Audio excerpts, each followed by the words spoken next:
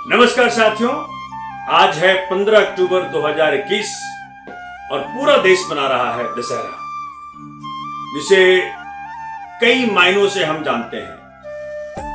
एक तो रावण का दहन आज हुआ था भगवान राम के हाथों, और रावण को बुराई का प्रतीक मानते हैं। वैसे रावण बहुत विद्वान व्यक्ति था, बहुत ही विद्वान व्यक्ति, और कई जगह तो देश में रावण की पूजा होती है, साउथ में रावण की पूजा होती है।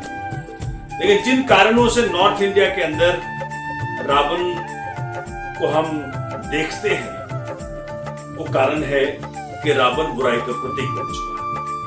10 सिर है रावण के, और अगर आप गिनना शुरू कर देंगे तो कई और सिर हर तरफ दिखेंगे आपको। और मैं आपको उन पहलुओं पर ले चलना चाहता हूं जिसे जान करके आप आश्चर्यचकित भी होंगे, आपको अच्छा भी लगेगा, क्योंकि इस प्रकार से शायद आपने रावण को देखा नहीं होगा। रावण का एक सिर बड़ा वाला है, बाकी सारे सिर छोटे छोटे सिर हैं। 10 सिर टोटल हैं। सेंटर में बड़ा सिर है, 5 सिर इधर है, 4 सिर इधर है। आप देखें कि एक करीब करीब हम सब में एक बिलीफ होती है कि मेरे जीवन के दुख का कारण कोई और है। अगर आप देखें, एक एलिमेंट है हम सब के अंदर, उसे कहते हैं मन।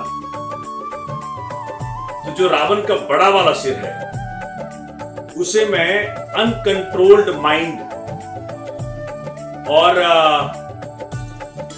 जो कि एक्सेस में कहते हैं ना, अति, किसी भी चीज का अति खराब होता है, बुरा होता है। तो अनकंट्रोल्ड माइंड, जिस व्यक्ति का मन उसके बस में नहीं हो, उसकी क्या हालत होती है, वो है बड़ा वाला सिर।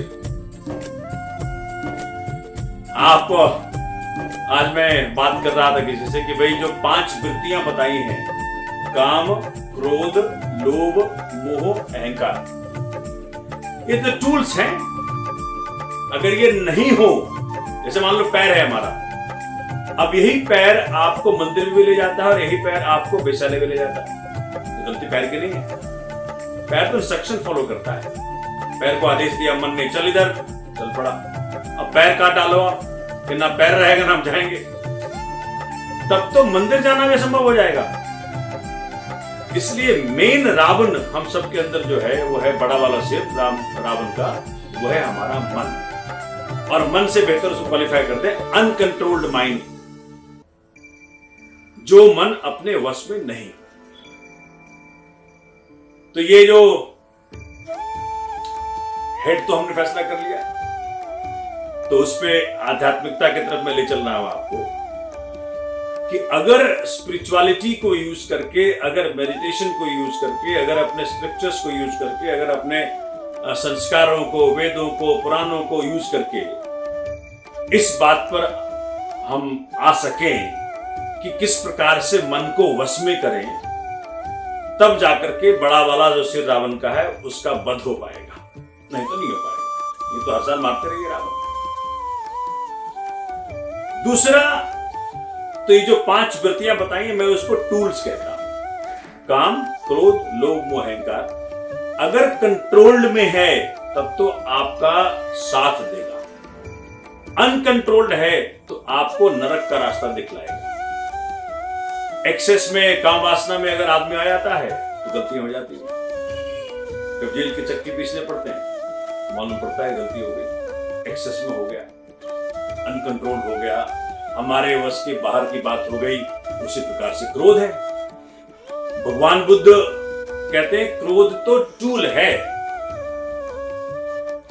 अगर आप क्रोधित होना ही, मान लीजिए अगर बोले कि हमको क्रोधित होना ही नहीं है, तो बहुत सारे कुछ नहीं हो पाएंगे। जब क्रोधित हो तो सेंटर पॉइंट, फोकल पॉइंट आपके बस में है, कंट्रोल में है, इसकी चिंता करनी है। उसी प्रकार से लोभ है, अहंकार है, मोह है। मैंने कुछ और जोड़ा है आज। क्योंकि 5 सिर तो ये हो गए, मन, अनकंट्रोल्ड माइंड रावण का मेन सिर हो गया जिसका वध करें। एक हमने ये भी कहा आपको आज की ये जो सबसे बड़ी फीलिंग अक्सर लोगों में होती है कि भाई मेरे दुख का कारण कोई और है, मैं क्यों दुखी हूं, फलाने के कारण दुखी हूं, उसके कारण दुखी हूं, उसके कारण दुखी हूं। अपने अंदर झांकना ही नहीं है कि कुछ अपनी कमी भी है। आप तो एक सुंदर स्त्री गुजर गई, एक सुंदर पुरुष गुजर गया, आप में रिपल्स क्रिएट हो गए, रिपल के साथ बह गए। एक बड़ी गाड़ी गुजर गई, मर्सिडीज लाई शर्मा जी ने, और वो आपको डिस्टर्ब कर गया। वर्मा जी ने बड़ा मकान बना लिया, आपको डिस्टर्ब कर गया। किसी को अच्छा पद मिल गया, आपको डिस्टर्ब कर गया। तो आप तो तैयार हैं दुखी होने को। इसलिए मैं इस बात का प्रबल समर्थक हूं, प्रचारक हूं कि आपके दुख का कारण बाहर नहीं, अंदर है। आप किस प्रकार से उस स्थिति को संभालते हो, वो फैसला करता है कि आप दुखी होगे या नहीं होगे।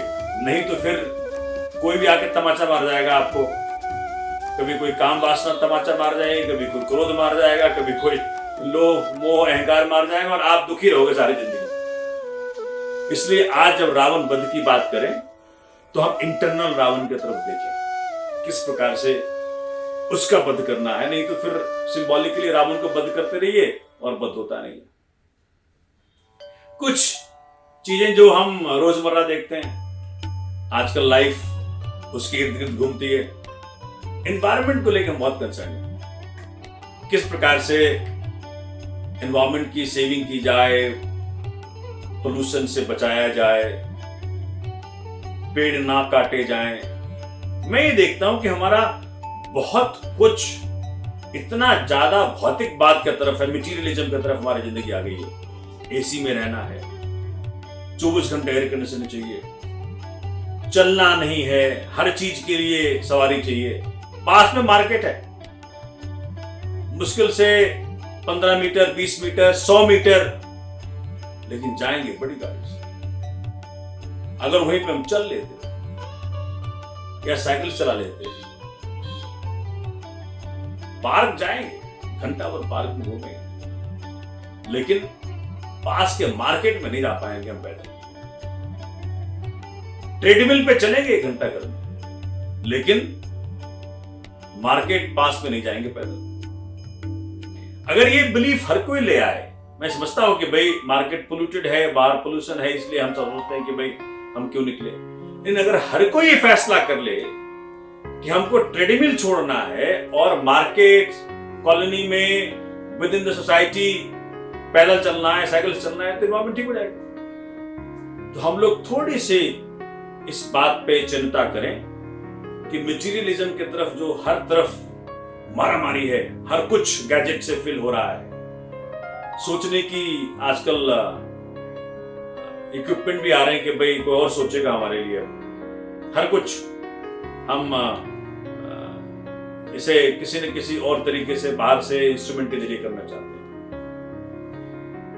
तो तभी जाके पोल्यूशन की खात्मा होगा। नहीं तो ये बातें जितनी कर लीजिए, चाहे दिल्ली सरकार प्रयास कर ले, चाहे केंद्र सरकार प्रयास कर ले, नहीं होता। इसलिए हमें अपने असली रावण की तरफ देखना है, अनकंट्रोल्ड माइंड की तरफ, कि भाई कहां कहां हमें भगाना है। उसी प्रकार से एक, अब हम कहते हैं हिंदू हैं, मैं भी हिंदू हूं, लेकिन आजकल एक मैं रावण का दर्जा दे रहा हूं इसको, जिसको मैं बता रहा हूं। अपने घर में जो माता पिता हैं उनकी सेवा ना करना एक रावण का दर्जा मैं दे रहा हूं।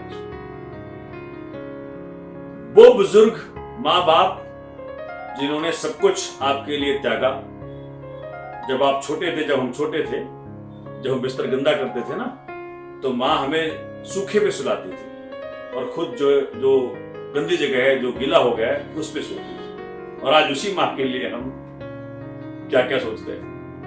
तो मैं सोचता हूं कि आज के दिन, चूंकि भगवान राम का दिन है, भगवान राम ने अपने पिता के कहने पर 14 साल का वनवास ले लिया और चूं तक नहीं किया। 14 साल यहां नहीं होता है। तो घर में कोई पिता कहते हैं कि बेटा मुझे बड़ा कमरा दे दे, तो छोटे में चला जा, तो हो गया कहानी। वहां पे पता नहीं क्या हुआ होगा पिता के साथ। तो मैं सभी साथियों से कहना चाहता हूं कि एक माँ बाप का ना सेवा करना भी एक रावण है, इसके तरफ भी ध्यान दें। और हम सबने उस उम्र में पहुंचना है, कितनी 20 साल बाद, 30 साल बाद, और क्या पता कोरोना काल ने सबको देखा किस प्रकार से लोग जैसे हाथ से रेत निकलता है, उस प्रकार से निकल गए। तो ये रावण के सिरों की मैंने नई परिभाषा दी, जो आज प्रासंगिक है कि किस प्रकार से रावण को जलाते वक्त हम इसके तरफ ख्याल करें कि हम जला क्या रहे हैं। कि जिस दिन आपका अंदर का रावण जो हमने बातें की वो जल जाएगा, आप निखर जाओगे, सूर्य की तरह हो जाओगे।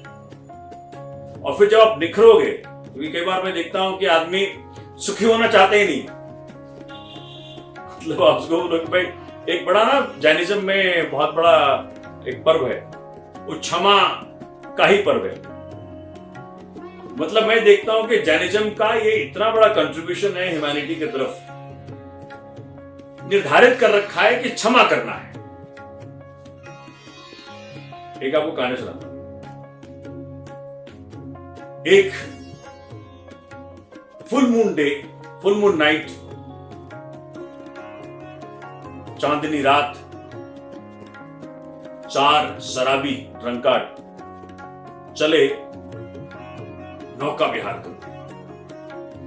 नौके में बैठ गए और खूब, जो पतवार होता है ना, खूब खेया, खूब चलाई पतवार, पूरी रात चली पतवार। तो सवेरे भगवान सूर्य अवतरित हुए तो देखा कि हमारी नौका तो कहीं चली नहीं। क्यों?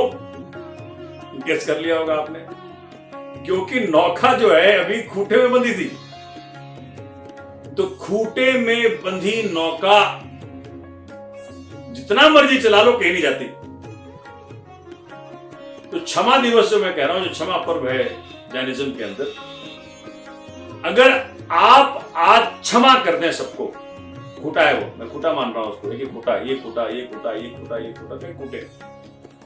अगर आप क्षमा कर दें, फैसला कर लें कि आज मैंने सबको क्षमा किया, फिर देखें आपकी नाव कैसे दौड़ती है। तो बगैर क्षमा किए, बगैर माफी किए, बगैर उस भावना को गिराए कि फलाने ने मेरा नुकसान किया था, उसने मेरा नुकसान किया था, उसने मुझे गाली दी थी, उसने मुझे मारा था, उसने मुझे ये नुकसान पहुंचाया, बगैर क्षमा किए आप कहीं पहुंच नहीं सकते और आप एक परमानेंट नरक में जी रहे हो। अगर उस नरक से मुक्ति चाहिए तो आप आज फैसला करो कि जिस किसी ने मुझे तकलीफ दी, आज मैं उसको क्षमा करूंगा, और फिर आप नाव चल पड़ेगी। अगर ये नहीं किया, कर लो रावण दहन, जितनी मर्जी कर लो, रावण ना जल रहा, और उस जो जलन है, इस ताप में आप दहक रहे हो, उससे आप चलते हो। तो आज प्रयास करो।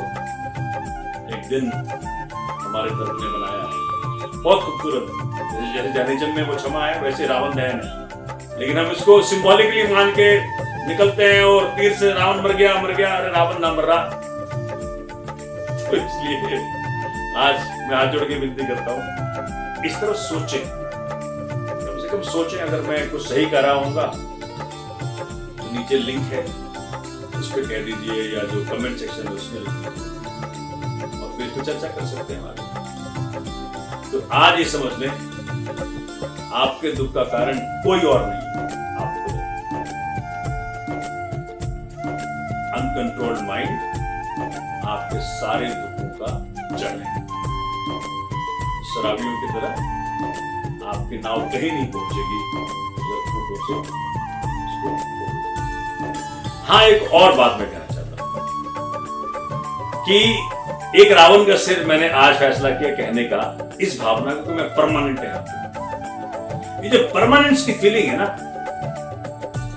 ये बहुत सारे दुखों का कारण है, बहुत सारे समस्याओं का कारण है, मारकाट का कारण है, जेलसी, ईर्ष्या का कारण है। मैं परमानेंट हूं, और परमानेंट जो मान लिया अपने आप को, तो उसने वो सारे आयाम फैलाने हैं, जैसे कि उसका परमानेंट शासन कायम रहे। तो प्रधानमंत्री बन गया, सोच रहा हमको हटना ही नहीं है। तो मुख्यमंत्री बन गया, हमको सोच रहा हटना ही नहीं है। विधायक बन गया, हमको हटना ही नहीं। अरे भाई, सब टेम्पररी है। जिस दिन आपने अपने अंतरतम में टेम्पररीनेस की फीलिंग ले आई, आप देखना हल्के फुल्के हो जाओगे। फिर झोपड़ी में क्या रहना और महल में क्या रहना। महल आपसे बनता है और झोपड़ी भी आपसे बनता है। जो परमानेंट की फीलिंग में है, उसकी अकड़ में महल भी झोपड़ी लगेगा, और जो टेम्पररीनेस की फीलिंग में है, उसकी पर्सनालिटी में, उसकी जो ऑरा है, उसमें झोपड़ी भी महल लगेगा। कल मैं